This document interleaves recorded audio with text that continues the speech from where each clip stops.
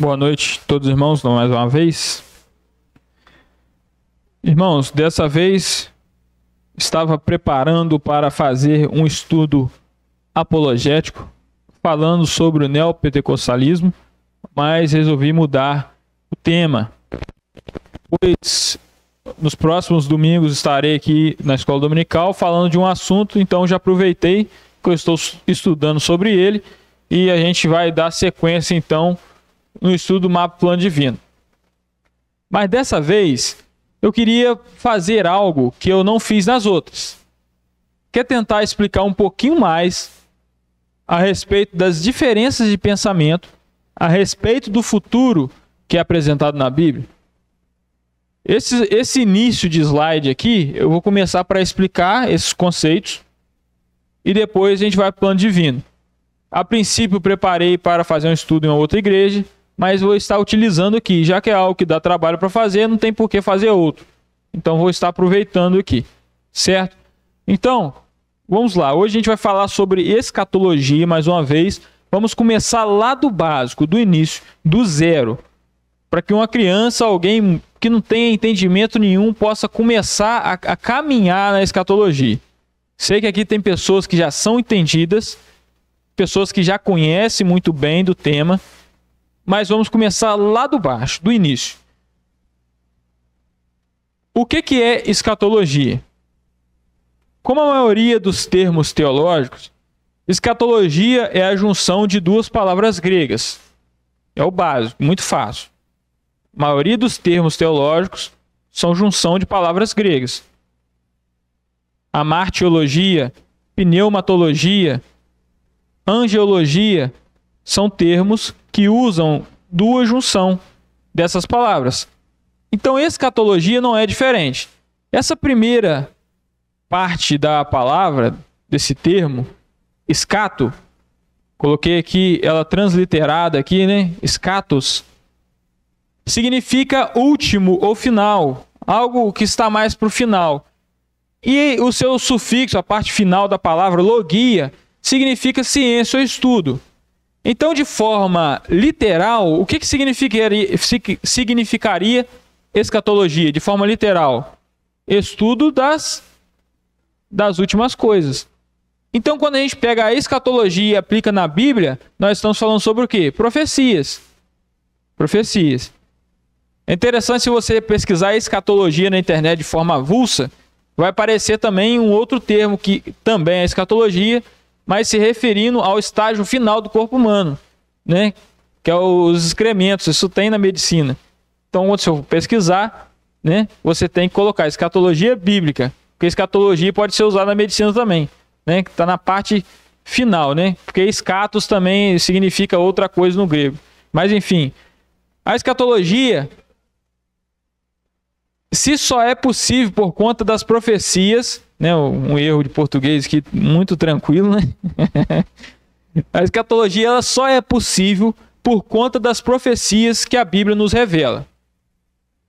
Mesmo que você não tenha entendimento nenhum do que fala a Bíblia, nós só temos um tema chamado escatologia, nós só temos um estudo chamado escatologia, porque a Bíblia nos apresenta o futuro, profecias que ainda estão para se cumprir. Certo? Muito fácil até aqui, muito fácil. Então, escatologia significa o quê? Estudo das últimas coisas. Muito fácil, básico, isso aqui é o primordial. Conhecer esse futuro é importante? Uma pergunta. Porque, às vezes, muitas pessoas ou irmãos, já vi até pregadores ou pastores falando, que não incentivam o estudo das profecias ou da escatologia, porque é termo que traz muita confusão e não tem aplicabilidade.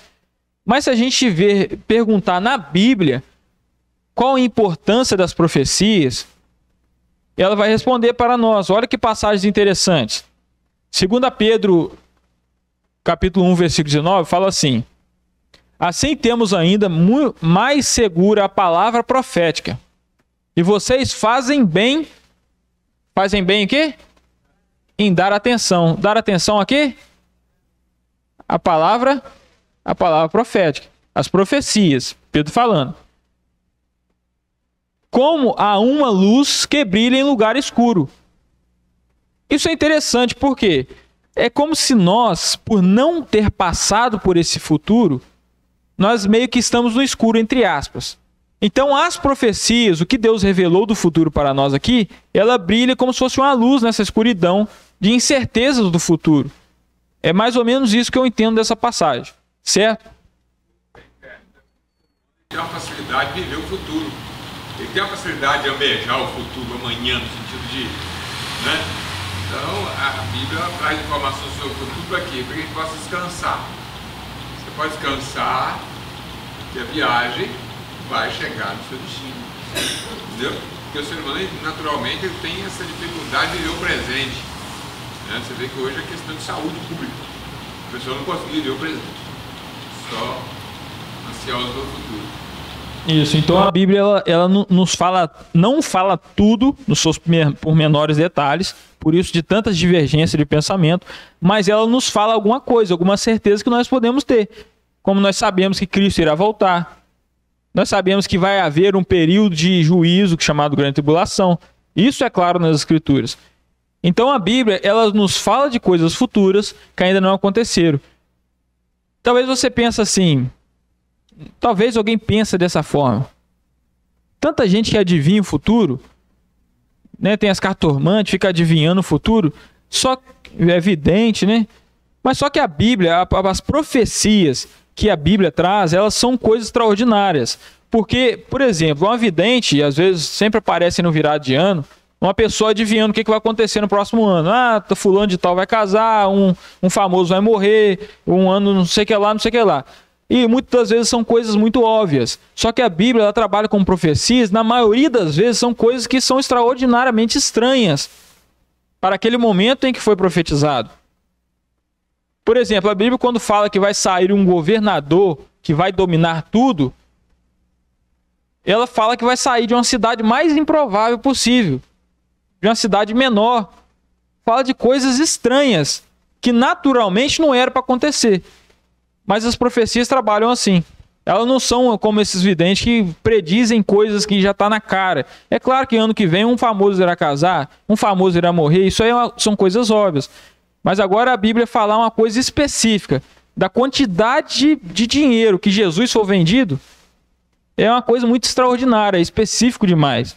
Então nós vemos que Deus, ele revela o fim desde o princípio. Deus está no controle de toda a história e ele escolheu revelar para nós parcelas, porções do futuro. E olha só essas outras passagens. 1 Tessalonicenses capítulo 1, versículo 20, fala, não desprezem as profecias. Não desprezar as profecias. Está escrito, 25% da Bíblia é profecias, é coisas escatológicas, então não devemos desprezá-las. Olha o livro de Apocalipse, no capítulo 1, versículo 3. Olha que interessante que ele fala. Bem-aventurado aquele que lê. Bem-aventurado quem? Aquele que lê. E bem-aventurado aqueles que ouvem. Bem-aventurado aquele que lê e os que ouvem. O que, Guilherme? As palavras da profecia e guardam as coisas que nelas escritas. Pois o tempo está próximo. Olha que interessante. Eu aqui, no dia de hoje, estou sendo abençoado porque eu li, estudei, e até vocês que às vezes não estudaram são abençoados porque estão escutando as profecias. Então, se você perguntar para a Bíblia se as profecias, se o futuro ele é importante ou não, que está descrito aqui, ela vai responder isso. Isso é interessante, é uma coisa que nós devemos ter como conceito, né? As profecias elas são importantes para nós, né? Agora, o que a Bíblia nos apresenta? Deus escolheu revelar ao ser humano como seria o futuro e o fim deste mundo, mas não quis revelar de forma clara, e sim como uma espécie de quebra-cabeça. Como eu falei, ele não revelou tintim por tintim nos seus detalhes, mas ele revela isso de uma forma como se fosse um quebra-cabeça.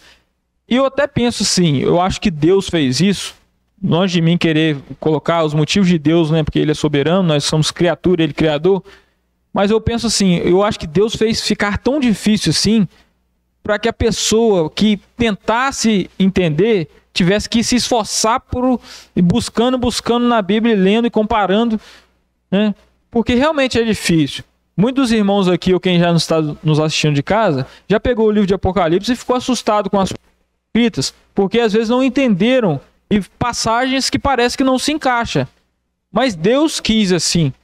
Nós temos uma confusão hoje que para praticamente metade dos crentes acreditam que Cristo ele vem depois da grande tribulação. A outra metade acredita que ele vem antes da grande tribulação.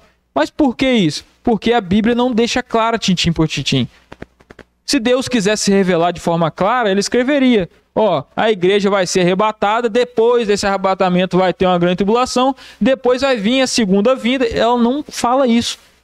Ela não deixa de forma simples, ela deixa de forma espalhada, como se fosse um quebra-cabeça. Tudo espalhado.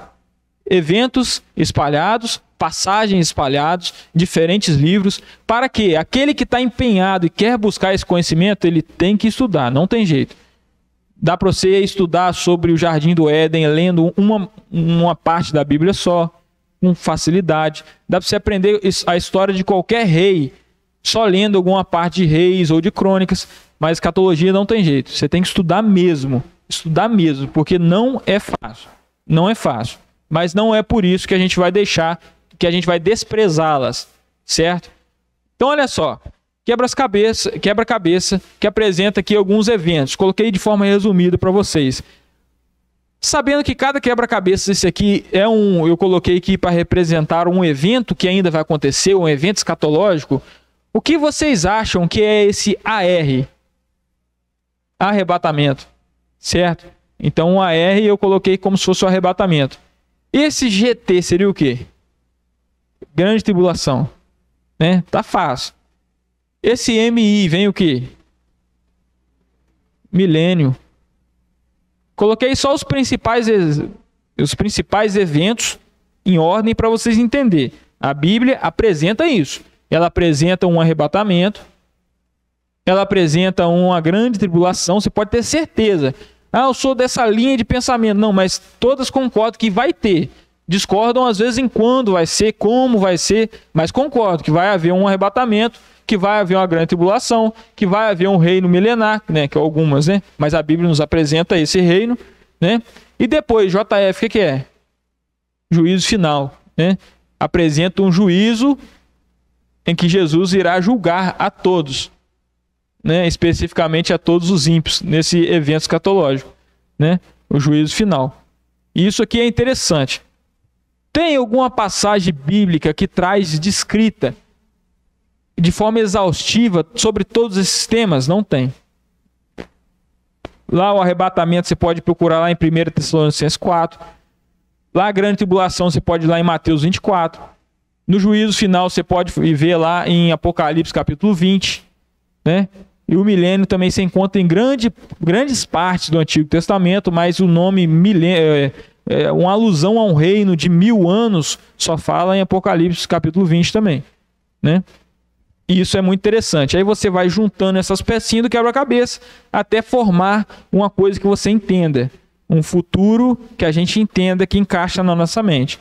Então isso que eu quero mostrar para vocês, de por que tem essas linhas de pensamento que pegam esses quebra-cabeça e montam de forma diferente, de uma maneira que faz sentido, tanto a nossa quanto a deles. Porque faz sentido. Olha só que interessante. Vamos dar continuidade. Aqui eu coloquei agora uma lista, né? Uma lista relatando alguns eventos futuros que a Bíblia nos fala. E você pode ter certeza disso. Isso está nas Escrituras, né? A Bíblia fala de um arrebatamento, depois uma grande tribulação, tribunal de Cristo, bodas do Cordeiro, batalha do Armagedon, vinda de Jesus em grande glória, julgamento das nações, reino messiânico, Gog e Magog, que é uma rebelião final também no final do reino milenar, né? Juízo final e eternidade. Esses eventos aqui, algum deles já aconteceu? Não. Eles são futuro, então são escatológicos. Por isso que são eventos escatológicos que a Bíblia nos apresenta. Então, se você está iniciando agora, não tem noção nenhuma, a Bíblia nos fala dessas coisas. E nós estamos aqui para tentar explicar essas coisas para vocês. Não hoje, porque são muitas coisas, né? Mas a gente já vem falando sobre isso. A gente já falou sobre arrebatamento aqui, a gente já falou também sobre o tribunal de Cristo, né? Da vez passada. E a gente vai continuar tentando passar o que a Bíblia nos fala sobre esses eventos que são não só interessantes, mas são um ponto de firmeza que a gente pode ter de certeza, né? De certeza que a gente pode ter sobre o futuro, certo?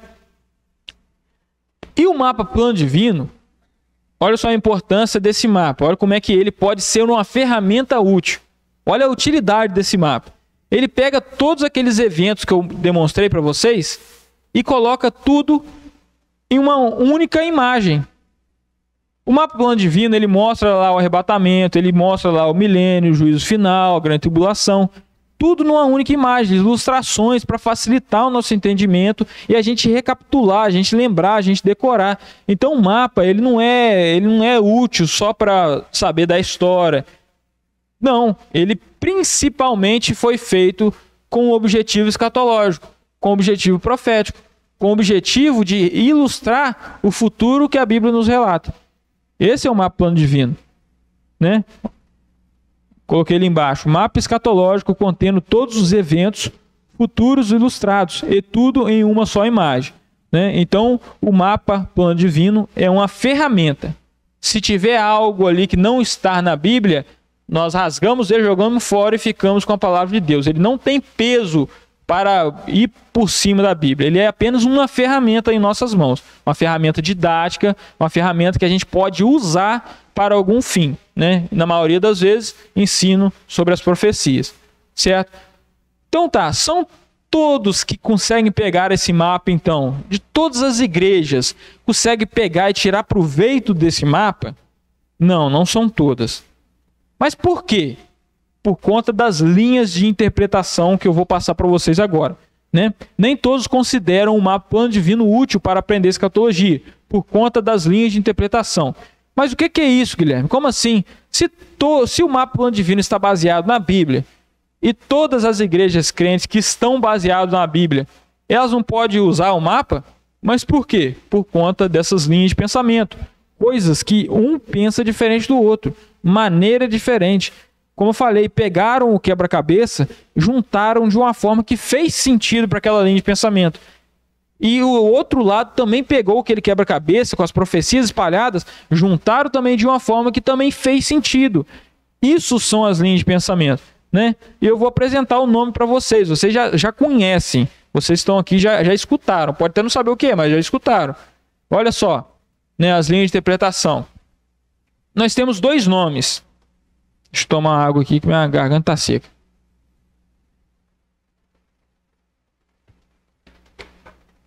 Nós temos dois nomes ali. Dispensacionalismo e aliancismo. Bem simples, duas coisas. Tem duas cores ali para ficar bem simples. Duas coisas. O que é isso? São linhas de interpretação diferentes. É um conjunto de pressupostos que aquela pessoa usa para ler a Bíblia. Então é como se fosse um óculos ou uma lente pelo qual a gente consegue enxergar a Bíblia, né? Está aqui nós, com o nosso intelecto, e a gente olha para a Bíblia atravessando essa lente do dispensacionalismo ou do aliancismo. São como a gente enxerga a Bíblia. Guilherme, não estou entendendo. Explica mais fácil, melhor para eu entender. Olha só, coloquei dois exemplos ali. Por exemplo, Mateus capítulo 22, capítulo 24, versículo 22, coloca para a gente, Ismael. Olha o que fala ali, nessa passagem. Olha como o aliancismo enxerga essa passagem com seus pressupostos. E olha como o dispensacionalismo enxerga essa passagem com seus pressupostos. Olha só o que diz ali. E se aqueles dias não fossem abreviados, referindo-se à grande tribulação, aqueles dias, né? Nenhuma carne se salvaria, mas por causa dos escolhidos serão abreviados aqueles dias. Então, olha só, pode voltar lá, Ismael. O dispensacionalismo, que ele já tem o seu pressuposto que Israel é diferente de igreja, já tem o seu pressuposto na sua mente, aquele óculos já está assim, colocado assim na sua frente, para você ler que a grande tribulação é destinada ao povo judeu. Quando você lê escolhidos ali, grande tribulação, escolhidos lá dentro, Quando você lê escolhidos ali, você vai entender o quê? Que é o povo judeu, que é o pessoal que vai se converter no período tribulacional. Mas agora o outro lado, o aliancismo, quando ele enxerga esse versículo de Mateus 24, ele fala assim, ele já tem os seus pressupostos, a igreja é a continuação de Israel, então, na verdade, a grande tribulação a gente vai passar por ela, então essa aqui é uma prova que os crentes vão passar pela grande tribulação, tá vendo? Tem o termo escolhido dentro do período tribulacional. Tá vendo que essas duas linhas de pensamento, a forma que elas enxergam o mesmo texto, divergem? Nós entendemos com nossos pressupostos que essa passagem, aqueles escolhidos são judeus e eles entendem que somos nós, porque nós também somos escolhidos, nós também somos santos, nós também somos eleitos. Pode falar, Levi. O pastor Leonardo disse que os 144 mil são a igreja, os crentes. Os adventistas, os 144 mil são eles. Cada um pensa de uma maneira. Isso, por isso que eu falo que são óculos, por quê? Nessas passagens que falam sobre isso, por exemplo, sobre 144 mil, ela não dá para você pegar só ela e dali você tirar uma interpretação. Você já tem que ler ela com pressupostos. Se está escrito ali 144 mil, ou está escrito ali, por exemplo, escolhidos, o quê? Quem são os escolhidos? Você já tem que ter pressuposto na sua mente. Automaticamente isso vai acontecer. Então o dispensacionalismo, que é uma linha de interpretação, tem os pressupostos e o aliancismo tem outros. Mais um exemplo para vocês, como é que eles enxergam diferente. Apocalipse capítulo 20, versículo de 1 a 2. Coloca lá, Ismael. Olha só o que fala ali, ó. E vi descer do céu um anjo que tinha a chave do abismo e uma grande cadeia em sua mão. Ele prendeu o dragão, a antiga serpente, que é o diabo e Satanás, e a amarrou por 1000 anos. Quando o dispensacionalismo pega e lê essa passagem, ele entende daquela forma. Então o Satanás vai ficar preso por 1000 anos. Falou aqui de um reino milenar. Como eu, dispensacionalista, já enxergo as escrituras de forma mais literal um pouquinho, então realmente eu creio que Satanás vai ficar 1000 anos preso. E creio que vai ter um reino de 1000 anos depois da volta de Cristo. Aí o aliancismo ele enxerga de outra forma. Como o aliancismo ele enxerga um pouco mais figurado as coisas, esse 1000 anos aqui não é 1000 anos. O milênio não é futuro, o milênio nós já estamos vivendo nele. E hoje Satanás está amarrado, mas amarrado de que forma se ele está agindo? Mas ele está amarrado porque ele está apenas limitado nas suas ações. Então você está vendo como é que a linha de interpretação, esse óculos, ele faz toda a diferença lendo uma profecia? Então são duas linhas de interpretação, dispensacionalismo e aliancismo, certo? Se você não entendeu, não tem importância. Depois a gente vai mostrar algo para a gente poder decorar com mais facilidade, né? Mas tentei mostrar de forma mais simples possível o que é essas duas coisinhas que está escrito ali, esses dois termos. Continuando. Olha só esse lado verde que eu coloquei aqui, do dispensacionalismo. Olha o que ele crê. Olha os seus pressupostos. Ele entende que a igreja é um povo diferente de Israel. Enquanto o seu oposto, o seu contraste, o seu outro lado, ele entende que a igreja é continuação de Israel. Como já falamos aqui, dedicamos um estudo inteiro falando sobre a teologia da substituição, que é essa coisa que a igreja substitui Israel. Nós falamos aqui, tem um vídeo só sobre isso aqui, né? Isso são pressupostos. Então coloquei duas imagens para ficar bem didático. Isso aqui representa Israel, não é igreja.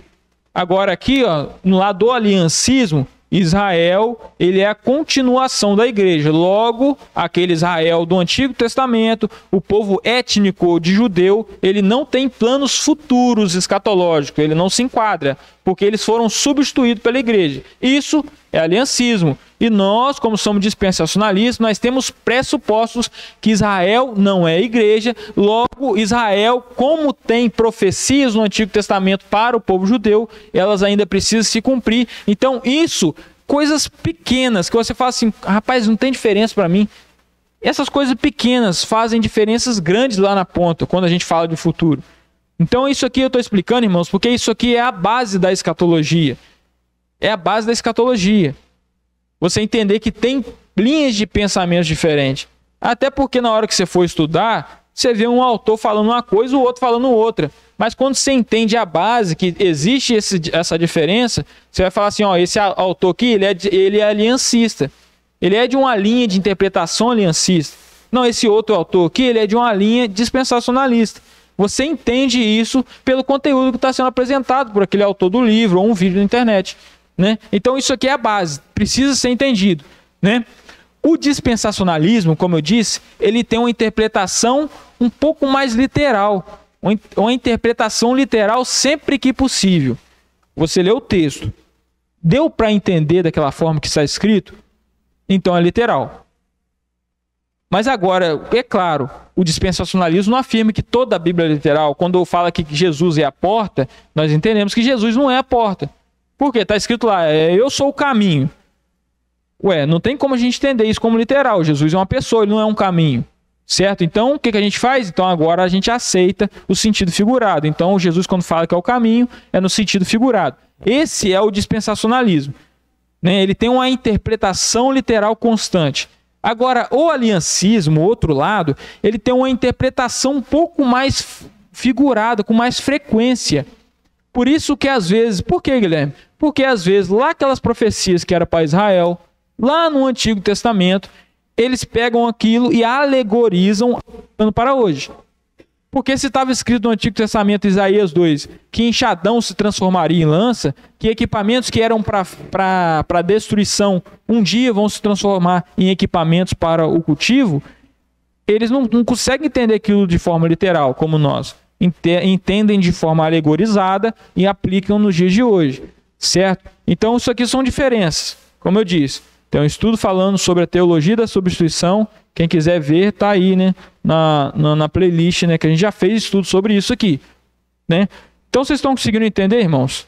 Estão conseguindo entender esses dois posicionamentos? E eu falo para vocês, os dois têm sentido. Sabia que os dois têm sentido em certos pontos? Eu sou dispensacionalista. Hoje eu sei, porque eu, lendo e aprendendo as escrituras, o lado dispensacionalista tem mais sentido do que o outro lado, para mim. Mas se a gente for estudar o outro lado também, faz muito sentido. Como eu disse, pega os eventos espalhados, o quebra-cabeça, e monta de outra forma, que faz sentido. Isso é impressionante, né? Isso é interessante. Logo, então, o dispensacionalismo, que entende que Israel é uma coisa diferente da igreja, ele vai ser pré-tribulacionista. Olha esse termo. Você já sabe o que significa. O que significa pré-tribulacionista, Adriano? Isso aí, né? Nós somos o que então? Nós somos pré-tribulacionistas, porque acreditamos, temos a esperança que Jesus ele vem antes da tribulação nos resgatar, né? Isso é o pré-tribulacionismo. Muito fácil. Nós somos pré-milenistas. Porque nós cremos que Jesus, ele vem antes do milênio. Certo? Nós cremos nisso. Porque nós cremos que Israel... Olha só como é que a coisa encaixa. Nós cremos que Israel é diferente de igreja. No Antigo Testamento fala que Israel vai ser o palco, vai ser o povo principal nesse milênio. Fala também que a grande tribulação não é para a igreja, mas era para o povo de Israel. E se Israel é diferente de igreja, então tem que ser dessa forma. Mas o outro lado, ele é pós-tribulacionista. Por quê? Como eu falei, os textos que falam que tem eleitos dentro da grande tribulação, eles interpretam sendo nós mesmos, os crentes. Eles acham que Israel já passou, Israel é nós. Então se fala que Israel está na grande tribulação, é nós que vamos estar lá. Por isso que eles são pós-tribulacionista. E o que é isso? Acredita que a igreja só vai ser arrebatada depois da grande tribulação, ou seja, a igreja vai estar aqui na terra quando acontecer o juízo de Deus, a ira de Deus sobre a terra, né? Esse é o pensamento do outro lado, do aliancismo. Isso. Isso mesmo, é o meso ou mid-tribulacionismo. Eu não vou citar porque é muitos termos. Também tem o arrebatamento pré-ira, tem o arrebatamento parcial. São várias linhas, mas essas duas são as principais. São que a gente mais vê com conteúdos, em doutores explicando. Essas são as principais. Por isso que eu trouxe assim, né? Isso aqui não é um estudo exaustivo de todas as linhas de interpretação. Senão não fica pouca coisa para nós aproveitarmos, né? Então, tá vendo, irmãos, a diferença? Não sei se você conseguiu entender, não sei se entrou na sua mente, mas pelo menos você ficar familiarizado com esses termos já é o bastante para você iniciar a sua entrada, os seus estudos sobre a profecia, sobre a escatologia, né? Então, vamos lá, continuando. Botei aqui um resumo, botei aqui um símbolo para representar o dispensacionalismo, né? Botei o número 7, por que desse número 7? As 7 dispensações, né? Por mais que nem todas as linhas dispensacionalistas acreditam que são 7, eu coloquei o número 7 para a gente lembrar. Então, isso aqui é um símbolo que eu fiz, né? Para a gente lembrar das 7 dispensações que está atrelada ao dispensacionalismo. Do outro lado, coloquei o símbolo de 2 alianças, que fica fácil de lembrar, né? 2 alianças, aliancismo, certo? Então, isso aí. Resumindo, dispensacionalismo acredita que a igreja não é Israel. A igreja é um povo diferente, Israel é um povo diferente. Ela tem uma interpretação mais literal das escrituras. Ela é pré-tribulacionista e é pré-milenista ou milenarista. Já o aliancismo, seu contraste, ele crê que Israel, que a igreja é a continuação de Israel, crê que Israel parou de ter um plano futuro. Israel não tem mais, o povo étnico de Jesus, de Israel, não tem mais um plano no futuro, né? Não se encaixa mais na escatologia. Ele interpreta as escrituras de forma mais figurada um pouco, né? Algumas passagens, alegorizando, né? E eles acreditam no arrebatamento depois da grande tribulação, e eles também acreditam nesse amilenismo. O que é isso? Eles pensam que o milênio não vai ser futuro, eles pensam que o milênio já é hoje, já estão vivendo no milênio. Ué, Guilherme, mas só que fala que no milênio os animais vão comer junto com os outros, o lobo pastará junto com o cordeiro, mas isso não ocorre hoje. Por isso que eu falei, eles interpretam de forma mais figurada. Eles acham que isso não é literal. Certo? Então, para eles, hoje já é o milênio, hoje Satanás já está limitado ou amarrado, e não é 1000 anos, né? É mais de 1000 anos. 1000 anos é um número assim, não tem valor nenhum, porque nós já estamos vivendo 2000 anos já, não é 1000 anos mais, certo? Então, esse é outro lado do aliancismo. Aqui eu coloquei a imagem de algumas pessoas, né, muito respeitosamente, são pessoas ilustres, mestres, doutores, para vocês entenderem em que lado eles estão. Por exemplo, no lado do aliancismo, para ficar bem entendido, nós temos o mais conhecido, que é o Augusto Nicodemos. E também temos o Hernani Dias Lopes, pessoas extraordinárias, doutores, mas eles são dessa linha aliancistas. Por isso que eles não acreditam no arrebatamento antes da grande tribulação, certo? Então isso aqui, irmãos, eu trouxe para dar utilidade para vocês no seu dia a dia. Porque olha só que interessante. Às vezes está você lá lavando sua louça ou no seu serviço, coloca uma mensagem lá do Hernani Dias Lopes falando sobre a vinda do Senhor. Aí você vê ele falando lá uma coisa que você fica estranho na sua mente. Porque você acredita que o arrebatamento é antes. Só que ele apresenta coisas a você que é diferente. Aí você fala assim, tá vendo? Hernani Dias Lopes é um herege. Tá todo errado, ele não sabe de nada. Ou pensa assim, minha igreja me ensinou tudo errado. Mas você tem que entender isso, que ele está num outro lado, ele está numa linha de interpretação diferente, que faz sentido também. Faz sentido. Só afirma, olha só o que eu vou falar aqui. Quem afirma que quem acredita que a igreja vai passar por a tribulação, quem afirma que esses são loucos, ou que são hereges, ou que estão errados, é porque não conhece realmente as profecias. Porque se conhecessem, você vai ver que a Bíblia também dá base para o que eles pensam. Estou falando isso de forma séria, eu não tô copiando ninguém. É porque eu estou lendo as escrituras e percebendo que tem passagens que quase que claramente falando que a igreja passa pela grande tribulação. Que isso, Guilherme? Como assim?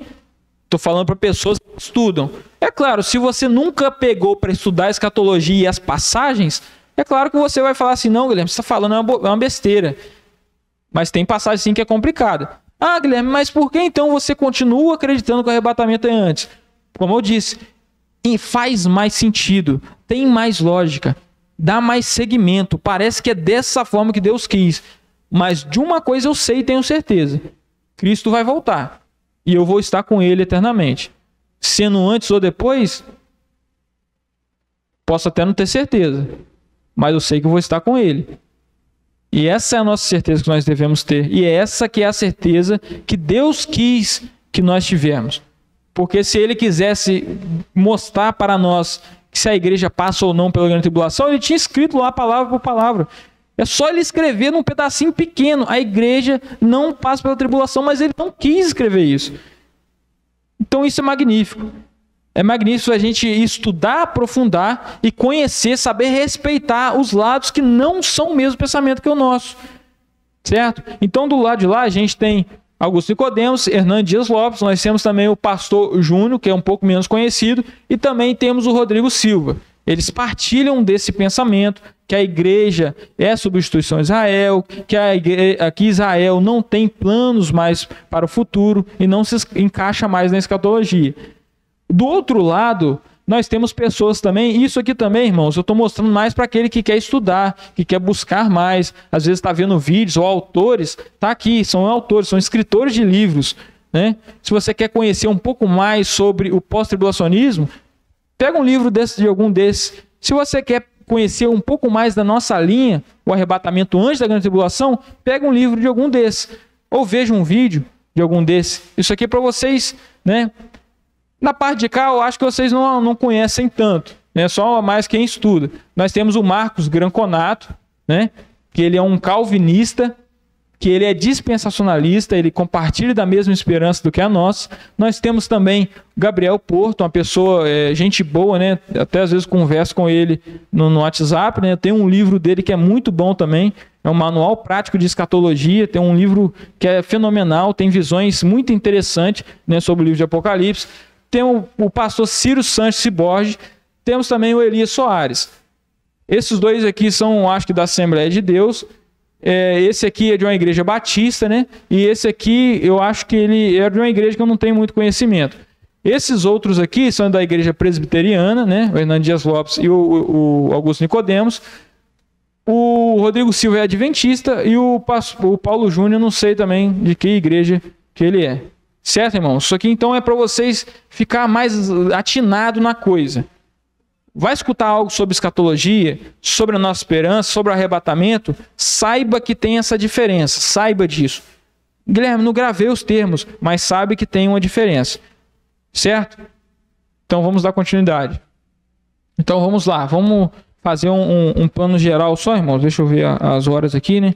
Nós já estamos avançados, não vai dar para a gente entrar em muitas coisas. Mas agora a gente vai para o plano divino, para a gente poder ver um pouquinho, dar uma introdução, um plano geral ali na grande tribulação, né, para a gente ver o que vai ocorrer, né? Então o Ismael vai colocar para a gente aí.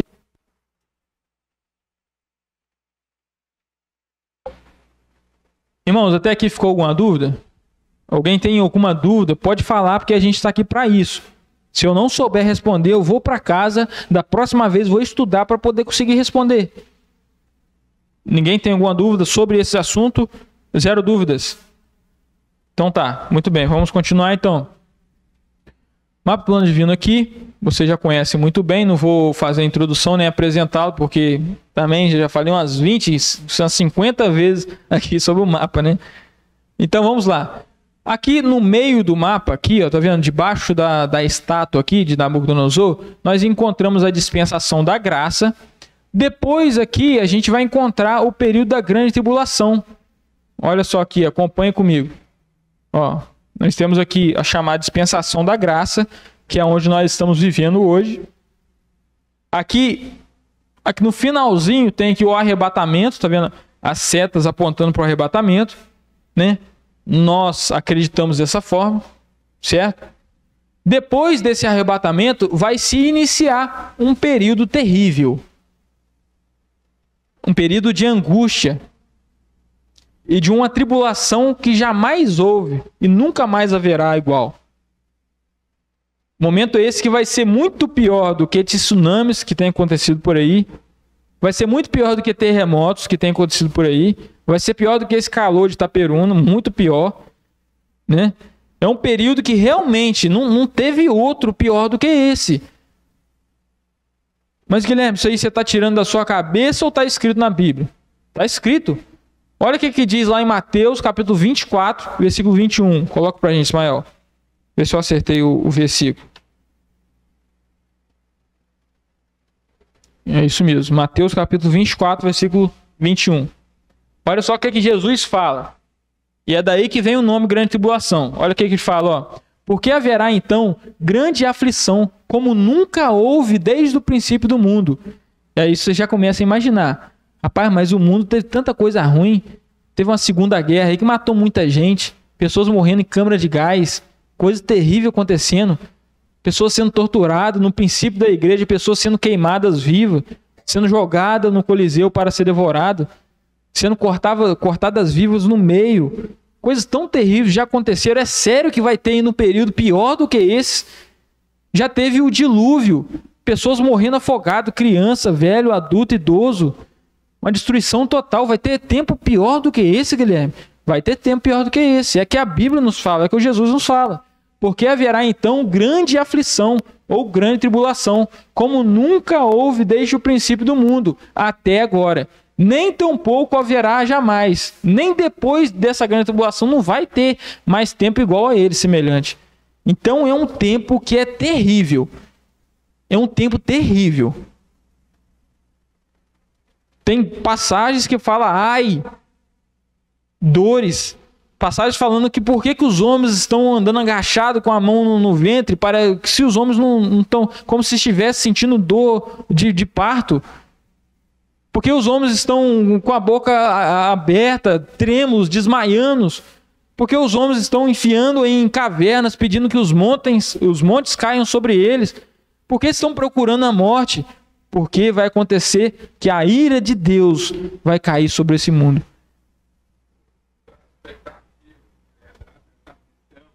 É esse fato. É o fato da ausência do Espírito Santo. E o fato da presença de Satanás com todas as suas artimanhas e poderes visíveis. Então isso vai gerar uma aflição, né? Porque você vai ver, a Segunda Guerra matou. Mas a morte, a morte em si, ela não gera aflição. A aflição gera em torno da expectativa de algo ruim. É isso que traz a aflição. Então vai ser terrível, você vai ter a presença de Satanás com todas as suas artimanhas e com a ausência do Espírito Santo atuando. Então eu creio que só esses dois fatos vai ser extraordinariamente terrível. Porque quando você vê o dilúvio e outras passagens, tinha essa presença de Satanás no sentido assim, maciço, né? Então criando aquela expectativa de juízo. Não tem esperança. Então essa expectativa traz aflição. A aflição é uma expectativa de algo ruim. E só a gente tem que entender também que a grande tribulação não é o derramar da ira de Satanás sobre a terra. Não, é de Deus. Né? A ira é de Deus. Por mais que às vezes ele vai usar Satanás ou os homens para ser instrumento nesses tempos. Mas é a ira de Deus sendo derramada sobre a terra. Tem a passagem em Tessalonicenses que fala que nós não fomos destinados à ira. E é mais uma passagem que contribui para a gente pensar que nós vamos ser arrebatados antes. A igreja fala que a igreja não foi destinada à ira. Certo? Então, nós temos que entender isso. A grande tribulação, ela é o juízo da dispensação da graça. Aqueles que não aceitarem a Cristo como Salvador hoje, no momento de graça, ficarão aqui na terra, enquanto nós, os crentes, que temos a esperança, seremos arrebatados, eles vão passar por tempos terríveis aqui. Terríveis. Tem muito assunto, por isso que esse assunto da grande tribulação nós vamos estender por mais estudos, tá? Não vai se encerrar aqui. Um deles é a questão, o Espírito Santo vai deixar de estar aqui na grande tribulação? Não vou responder hoje, mas nós vamos tratar futuramente. Outra questão, aqueles que rejeitaram o evangelho hoje, vão ter segunda chance depois? Não vou responder hoje, mas vou deixar também para a próxima. né? Mas o que então, Guilherme, que a gente pode aprender dessa grande tribulação? Nós temos que ter certeza, irmãos, como falei, independente de como você pensa, de como você enxerga a Bíblia, qual o óculos que você está usando para ler a Bíblia, você tem que ter certeza que vai ocorrer esse momento terrível. Olha só algumas passagens que eu anotei aqui, né? Coloca para mim lá no Apocalipse, capítulo 6, versículo 12 até o 17, que vai estar falando ali sobre o sexto selo, quando foi aberto. Olha só o que descreve ali, ó. E havendo aberto o sexto selo, você pode colocar na versão NAA para nós, ô Ismael? Versão Nova Almeida atualizada. Vi quando o cordeiro quebrou o sexto selo. Houve um grande terremoto. O sol se tornou negro, como pano de saco feito de crina. A lua ficou toda vermelha como de sangue. As estrelas do céu caíram sobre a terra como a figueira deixa cair os seus figos verdes quando sacudidos por um vento forte. E o céu recolheu-se como um pergaminho quando se enrola. Então todos os montes e ilhas foram movidos do seu lugar. Os reis da terra, os grandes, os comandantes, os ricos, os poderosos e todo escravo e todo livre se esconderam nas cavernas e nos penhascos dos montes. E disseram aos montes e aos rochedos: caiam sobre nós e nos escondam da face daquele que está sentado no trono e da ira do cordeiro. Olha só que interessante. Fala que, volta no versículo anterior, volta no outro. Olha só, ali fala que os reis da terra, os grandes, pessoas com poder, com dinheiro, fala também com pessoas pobres, e todo escravo e livre, pessoas pobres, todo tipo de pessoa no período tribulacional, mostra ele sofrendo, se escondendo em buracos, em cavernas, desejando a morte. Sabe o que é isso? Que aflição que deve ser esse dia? E de que ele estava tentando se esconder? Olha só, vai mais para frente, para o 17. Não, volta. Ó. E nos escondam da face daquele que está sentado no trono. Quem está sentado no trono, por acaso é Satanás? Por acaso são os homens? Não, gente, é o próprio Senhor Jesus, é o próprio Deus. Essa ira vem do Cordeiro. Olha só, e da ira do Cordeiro. Então, nós temos que ter isso em mente, muito simples. A grande tribulação vai acontecer, e nessa grande tribulação é o derramar da ira de Deus. Uma definição simples para nós entendermos. Olha só que outra passagem falando sobre esses dias. Está lá em Joel. Não, pode colocar lá em Sofonias. Sofonias, capítulo 1, versículo 14 a 18. Sofonias, capítulo 1, versículo 14 a 18. Olha só que ele fala, ó. Está perto o grande dia do Senhor. Está perto e vem chegando depressa. Atenção, o dia do Senhor é amargo. O dia do Senhor é amargo. E nele clamarão até os poderosos que têm dinheiro vão clamar. Hoje está o calor aí, né? Os poderosos podem ser, eu tenho dinheiro para comprar um ar-condicionado. Hoje está aí as catástrofes, queimadas. Não, eu tenho dinheiro para comprar outra casa. Eu tenho dinheiro, mas naquele dia nem os poderosos, nem quem tem dinheiro vai escapar. Aquele dia será um dia de ira, dia de angústia, de tribulação, dia de ruína e destruição, dia de trevas e escuridão, dias de nuvens e densas trevas, dia de toque de trombeta e gritos de guerra contra as cidades fortificadas e contra as torres altas. Trarei angústia sobre as pessoas, e elas andarão como se estivessem cegas, porque pecaram contra o Senhor. O sangue dessas pessoas será derramado como pó, e a sua carne será espalhada como esterco. Nem a prata nem o ouro poderão livrá-las do dia da ira do Senhor. Mas pelo fogo do seu zelo a terra será consumida, porque ele certamente fará destruição total e repentina de todos os moradores da terra. Quão grande dia, quão terrível dia é esse. Pessoas pedindo a morte, o sangue das pessoas sendo espalhado. pela mão de Deus. Deus é um Deus de justiça, irmãos. Ele não deixa nada impune. Esse dia também é conhecido como angústia para Jacó. Por isso que nós entendemos que esse tempo específico ali, né, da grande tribulação, deixa eu chegar um pouquinho para o lado aqui. Deixa eu pegar aqui. Oi.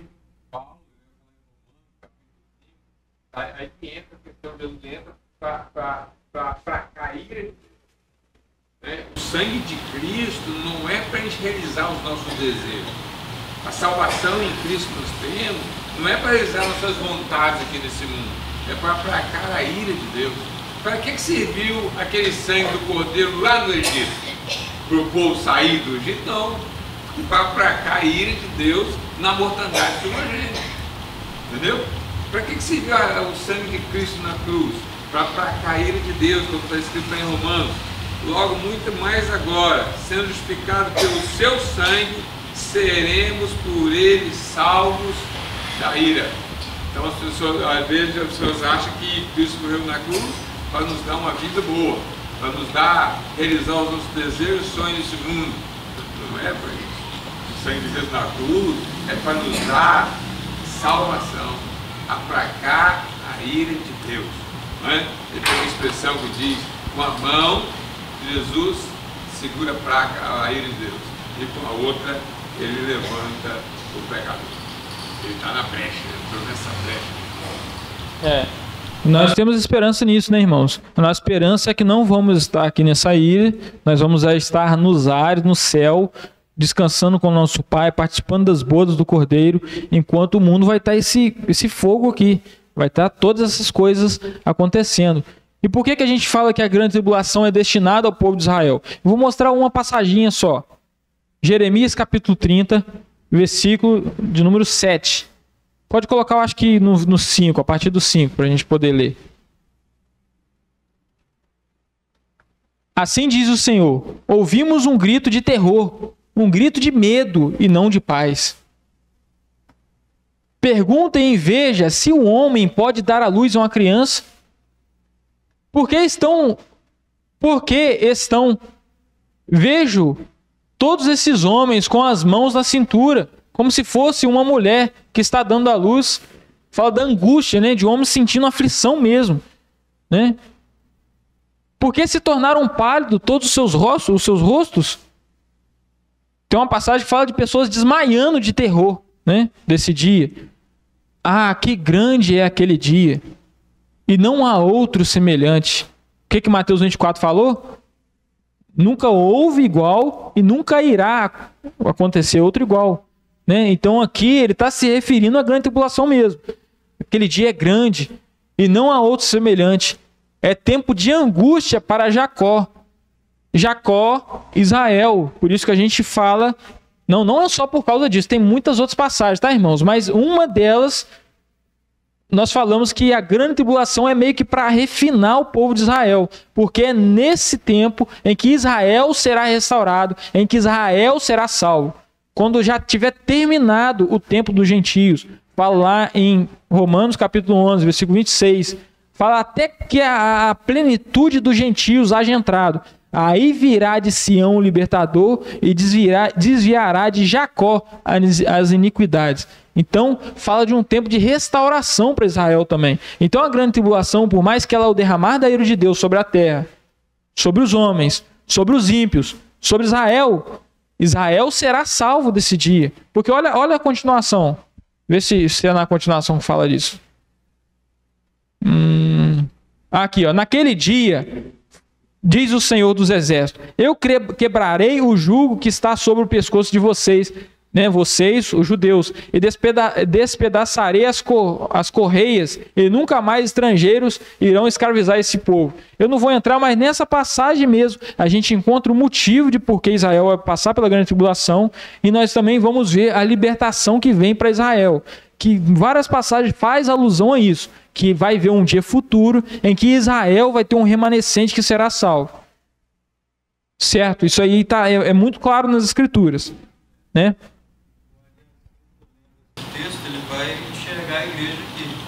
Isso, afinal, a igreja substitui Israel, a continuação de Israel, está se falando de Jacó, ele vai entender que é para ele.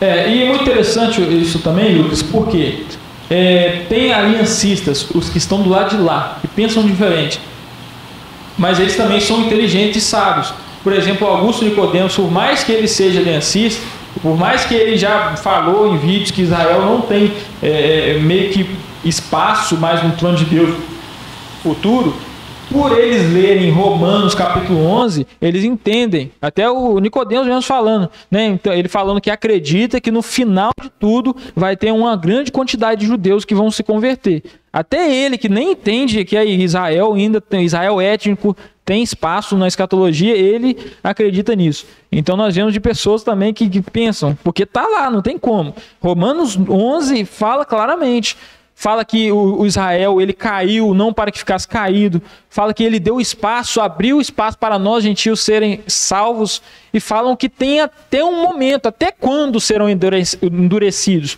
Até quando? Até que a plenitude dos gentios haja encerrado, haja entrado. A plenitude dos gentios é a igreja, se a gente entender dessa forma. Então a Bíblia, até no Novo Testamento, ela dá essa ideia ainda, que no futuro tem ainda um plano para Israel étnico. Certo?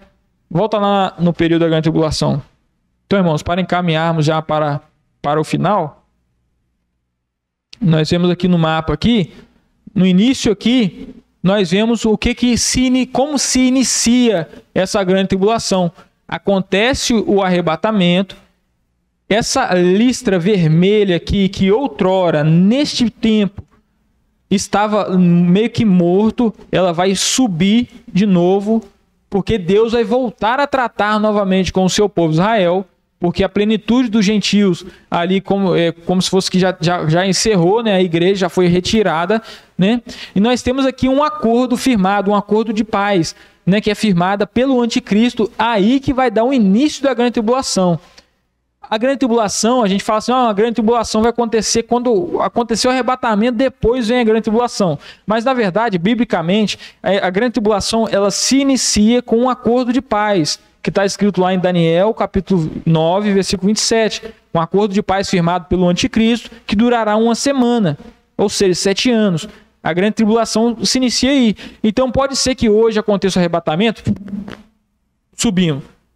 Aí a grande tribulação às vezes não vai começar amanhã de imediato. Às vezes vai demorar um mês até que apareça o anticristo, até que ele firme esse acordo, até que ele tenta trazer uma solução para o mundo, e aí ele vai começar a articular o seu governo.